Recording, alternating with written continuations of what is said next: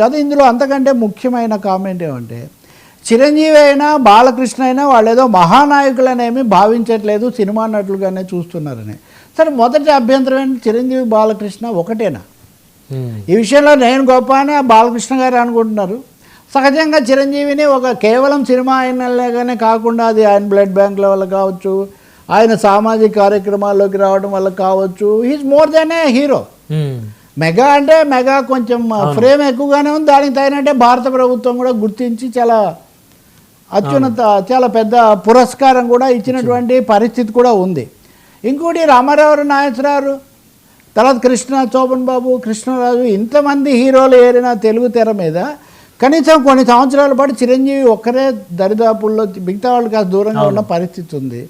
కాబట్టి ఇద్దరిని నేను పోల్చాను. అసలు ఆల్ కంపారిజన్స్ ఆర్ లేమంటాడు టాల్స్టాయ్. పోలికలన్నీ ఓటివి, పోలికలన్నీ పాక్షికమైనవని. కాబట్టి ఇద్దరు మహానటులు కాదు. ఈయన ఒక పార్టీ పెట్టాడు, దానికి ఒక స్థానాలు వచ్చాయి, ఆయన కేంద్ర మంత్రి అయ్యాడు. ఏ విధంగా చూసినా కానీ ఇద్దరిని ఒకటే చేసి ఇద్దరిని రెండు కులాలకు పెట్టేసి ఈ విధంగా మాట్లాడుకోవటం అన్నది